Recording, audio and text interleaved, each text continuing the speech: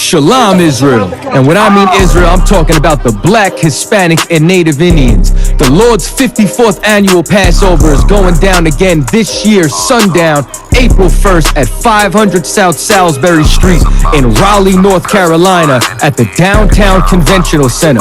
It's got enough room for all of us. The Lord's 54th annual Passover.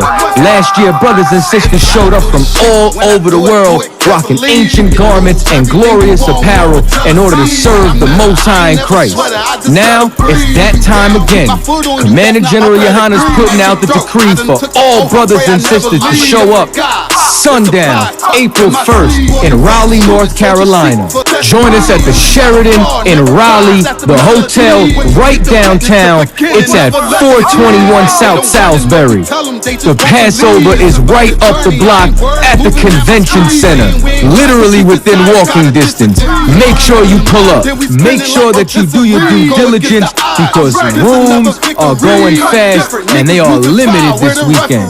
You understand? We have months in advance of preparation. Do not wait till the last minute to get your room.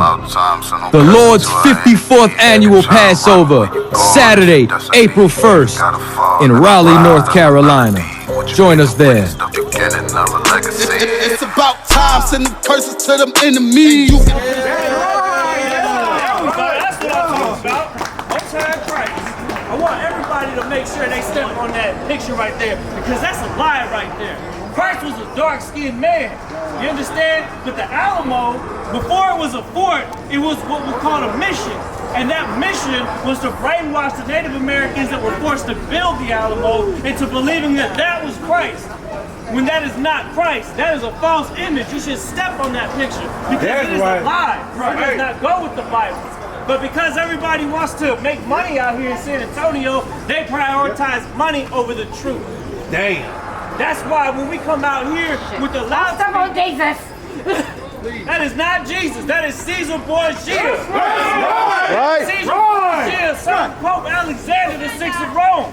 That is not the real Christ. The real Christ is a dark-skinned man. Pay attention. Now, this is a lesson to be learned. Because we're standing on a historical monument, you out here by the Alamo. Let me tell you about the Alamo. Let me tell you a story that the Alamo is not going to show to their customers. There was a slave by the name of Joe Travis who was forced to fight at the Alamo against his own brothers. Well, he didn't pick up a gun and shoot his own brothers. Right. And guess what? He was one of the only people that survived the Battle of the Alamo. That's right. This man, Joe Travis, a slave master, died during the Battle of the Alamo. Right. And Joe Travis was interviewed and questioned by Santa Anna himself and was let go free by his brothers, the Mexican people. That's right. That's right. Forget the Alamo. But remember Joe Travis, a slave that was set free by his brothers. So the result of the Battle of the Alamo was this. All that fighting that lasted hours, that lasted days, all that fighting was for one man to walk free. And to make things even crazier, he got caught by the white man again and put in slavery again, even after that happened. That's right. 1 year later, he escaped that slavery and lived the rest of his life here in Texas. You understand? Most High does these things to echo throughout history so that we can learn about unity for one another. Learn to look out for who our true enemy is. Because slavery was illegal in Mexico. This was Mexico at the time that the battle took place. Right. Because you had these blasphemers that came to this land and tried to claim a piece of Texas and say that it was separate from Mexico. So what did the Mexicans do? They went to work. They brought their army down here. Right. That's what the Battle of the Alamo is really about. That's right. Hispanic men, my ancestors coming to destroy the armies that occupied our land so that slavery was not made legal in this land that belongs to the Mexican people. That's right. You have the nerve to put us in cages at the border of Texas, at the border of Mexico. You had some nerve when this land belonged to us from the beginning. That's right. To make matters worse, we and the Native Americans were the ones that built the Alamo. Right. We're going to try to degrade our burial grounds by digging up our bones. There's a book, let me get the book, the 10 Tribes of Israel, Buffalo Shah. I want to show you some what history has to say. This is a book from over 100 years ago, 200 years ago almost, 1828 when it was published.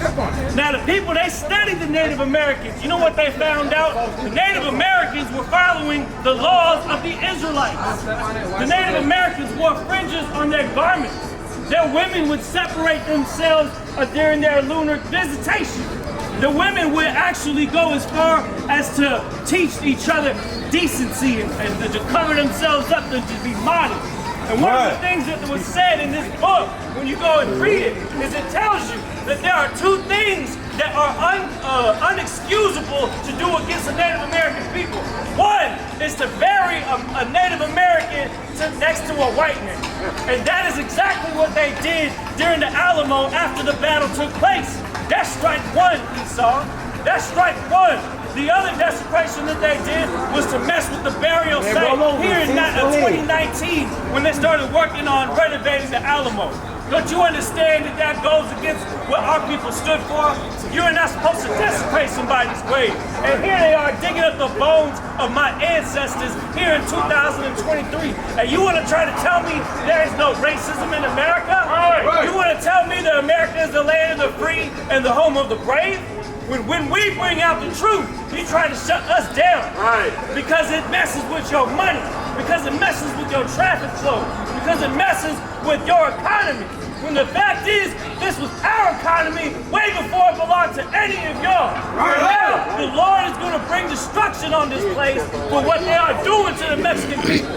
For what they are doing to the Native American people. Read what you got, 1 Peter. Go ahead. 1 Peter 5 and 8. Be sober. Be vigilant. Be what? Be vigilant. Be vigilant. Read. Because your adversary, the devil. Because your adversary, the what? The devil. The devil. Who is the devil? Is the one that put us in chains. Is the one that stole this land. Is the one that destroys everything everywhere he goes. You know who the devil is? You can tell who the devil is when you look at a city after the cluster bomb strike. That's right. You look at a city after the nuclear bomb is dropped. That's how you know who your adversary is. When you see the drugs in your community. When you see the guns being dropped off in your hood and your people start fighting over every scrap resource in their hood. As a what? Roaring lion. Yeah, as a roaring lion, as a predator. He hunts our steps. You understand? He hunts our steps so we can't even walk in our streets. And now, in 2023, I have to put up with pothead smoke and weed smoke as y'all are walking across the street, stepping over the bones of my brothers and sisters. I have to put up with seeing a woman holding the hands of another woman in 2023 as you're prancing over the bones of my ancestors. I have to see men holding hands of another man in a kingdom that is wicked as you walk over the bones of my family. But all you care about is having a good weekend out. Now roll over. All you care about is making it. sure that you have a good time. Because all it is about is you eating and drinking and giving himself a marriage. Well, guess what? We are living just like in the times of Noah. Except this time the ship don't stay on the ground, it goes in the air. And in the Isupk, we are trying to make sure that we reserve our spot on salvation on those ships that are talked about when it comes to salvation. The slaves used to sing it. They should say, swing low, sweet chariot, coming forth to carry me home. That's what do you think that's talking about? If you want to turn our microphones off, well, we gonna come up right to your doorstep and make sure that you hear this. Because it is the truth. Because without the truth, our people will continue to die. But because we're bringing out the truth, then the sins are gonna be revealed. Neither be dismayed. Neither be dismayed. Go ahead. Oh, Israel. Oh, what? Oh, Israel. Oh, Israel. We're talking about blacks, Hispanics, and Native American Indians. Read. For lo, I will save thee from afar. You will what? Save thee from afar. You gonna save us from afar. Now, we read this Bible, so we understand this. And one of the first things you always try to tell us when we out here is saying, well, if you don't like it, why don't you just leave? We don't have to leave. Because God said he's going to save us from afar. You understand? Read that again. Oh, Israel, for lo, I will save thee from afar. We're going to be saved from the land of our captivity. Read on. And thy seed from the land of their captivity. It says what? and thy seed from the land of their captivity. That's what you and me are on this earth. We are the seed of those forefathers in the land of our captivity. That's We are the right. ones that came after generations and generations of being perpetrated and being singled out and being manipulated into their customs. Read. And Jacob shall return and shall be impressed. And Jacob shall return and shall be at rest. That's when we're gonna find. That's when we're gonna find comfort. Once we're put back in our own land, and no longer will we be clinging to monuments like the ALAMO, like San Antonio, like New York. None of those things are gonna matter anymore once this place is destroyed and once we are brought back into our original land, the land of Israel. The land of Israel is where blacks, Hispanics, and Native American Indians come from, man. That's why when a Mexican grows his beard out, you think he's a Middle Eastern. You think he's a terrorist. You gotta double check him at the airport because you think he got a couple bombs on him. But the truth is, the Hispanics come from the land of Israel. Right. That's the truth. For I am with thee, saith the Lord. He said, For I am with thee, saith the Lord. God is with blacks, Hispanics, and Native American Indians. And that's what you need to understand. Because we get punished for not keeping his laws. That means we get rewarded for keeping his laws, and that's when the Most High is going to find favor in us and stay with us to protect us. That's why it says not to be afraid, because you're going to have the confidence that you need to survive in these last days. Read. To save thee. To what? To save thee. To save Israel. It's not saying the whole planet, because the rest of the world, you living in your kingdom right now. You enjoying your wax museums. You enjoying your football leagues. You enjoying your fancy restaurants and your nice homes. While our people live where there's cockroaches on the floor and pissy staircases and doodle on the elevators.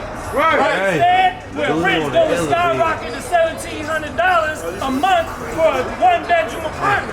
It makes no sense, but it makes a lot more sense once we understand where we at. Read.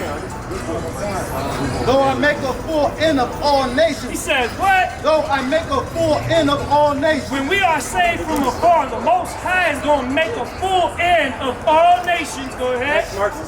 Whither I scatter thee. We have been scattered across the four corners of the earth, and God is going to destroy every kingdom that we have been enslaved in. And so our message for America is this: prepare for the end, because the end is coming, and you can already see it on the horizon.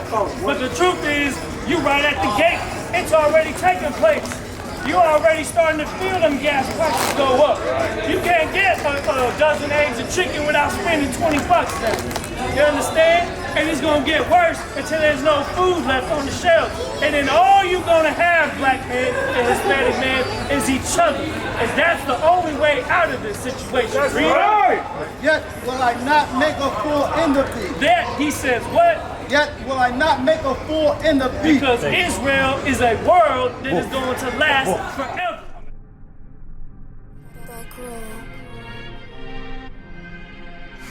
Isupk presents the 54th annual Feast of Unleavened Bread.